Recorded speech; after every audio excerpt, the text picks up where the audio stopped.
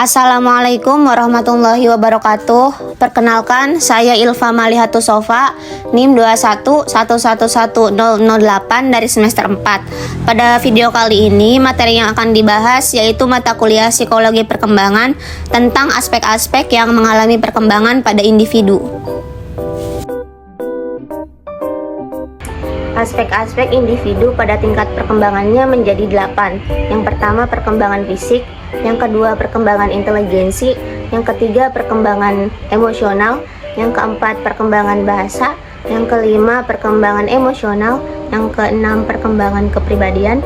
Yang ketujuh, perkembangan moralitas. Dan yang kedelapan, perkembangan kesadaran beragama. Yang pertama, perkembangan fisik. Perkembangan fisik individu meliputi 4 aspek, yaitu yang pertama, sistem syaraf yang sangat mempengaruhi perkembangan kecerdasan dan emosi. Yang kedua, perkembangan otot yang sangat mempengaruhi perkembangan kekuatan dan motorik. Yang ketiga, kelenjar endokrin yang menyebabkan munculnya pola tingkah laku baru, seperti pada saat remaja berkembang perasaan senang untuk aktif dalam melakukan suatu kegiatan yang sebagian anggotanya terdiri dari lawan jenis. Dan yang keempat, struktur fisik atau tubuh yang meliputi tinggi, berat, dan proporsi.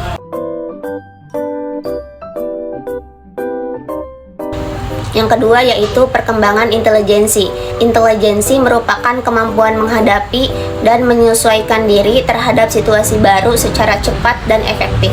Pada tahap ini, remaja juga sudah mulai mampu berspekulasi, di mana mereka sudah mulai membayangkan sesuatu yang mereka inginkan di masa depan. Perkembangan inteligensi pada masa remaja juga dapat dilihat dari kemampuan seorang remaja untuk berpikir lebih logis. Remaja sudah mulai mempunyai pola berpikir sebagai peneliti, di mana mereka mampu membuat suatu perencanaan untuk mencapai suatu tujuan di masa depan. Yang ketiga, perkembangan emosional. Emosi adalah perkembangan jiwa yang meliputi perasaan bahagia, duka, cinta, benci, dan lain-lain. Emosi ini merupakan respon terhadap stimulus tertentu. Misalnya saat seseorang merasa bahagia karena telah mendapatkan pencapaian seperti lulus sekolah atau kuliah, dia akan meluapkan emosi kegembiraannya. Ada yang berteriak, bahkan ada juga yang menangis karena luapan emosi kegembiraannya. Spek emosi berkembang seiring dengan usia manusia. Emosi dikelompokkan menjadi 2 bagian, yaitu yang pertama emosi sensoris, yaitu emosi yang ditimbulkan oleh rangsangan luar terhadap tubuh, seperti rasa dingin, manis, sakit, lelah, kenyang, dan lapar. Yang kedua yaitu emosi psikis, yaitu emosi yang mempunyai alasan-alasan kejiwaan, seperti adanya perasaan intelektual, sosial, kesusilaan, bahkan keindahan.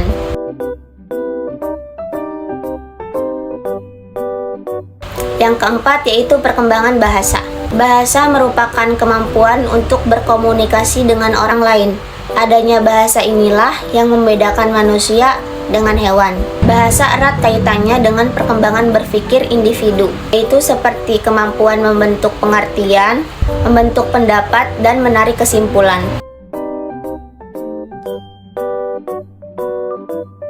Yang kelima yaitu perkembangan sosial. Perkembangan sosial merupakan proses belajar untuk menyesuaikan diri terhadap norma-norma kelompok, moral, dan tradisi, serta meleburkan diri menjadi suatu kesatuan yang saling berkomunikasi dan bekerja sama. Salah satu hal yang penting dalam perkembangan sosial adalah pengalaman sosial awal. Perkembangan aspek individu diawali pada masa kanak-kanak usia 3 tahun yang akan berinteraksi dengan teman sepermainannya. Perkembangan sosial individu akan berkembang seiring dengan pertambahan usia dan pergaulannya. Faktor perkembangan sosial individu diantaranya adalah orang tua, pendidikan formal maupun informal, lingkungan sehari-hari, dan teman. Yang keenam yaitu perkembangan kepribadian. Kepribadian adalah kualitas perilaku individu yang tampak dalam melakukan penyesuaian dirinya terhadap lingkungan.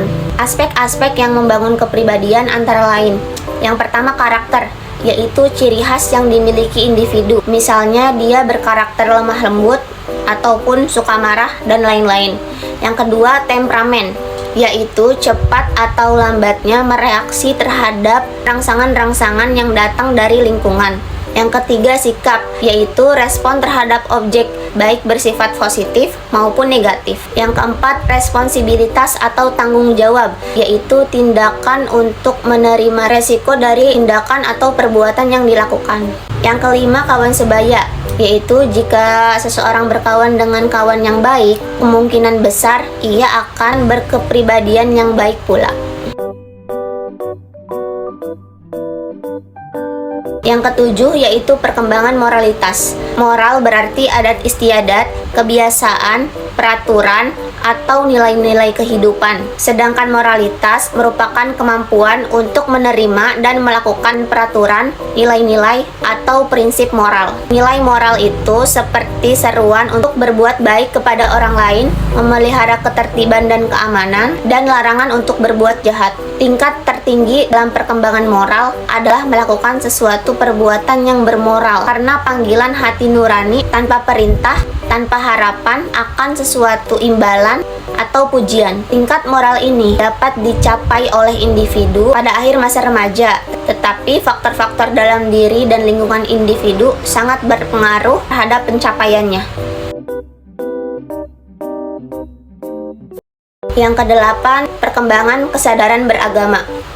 Fitrah beragama ini merupakan disposisi atau kemampuan dasar yang mengandung untuk berkembang. Namun, mengenai arah dan kualitas pendidikan beragama anak sangat berpengaruh kepada proses pendidikan yang diterimanya.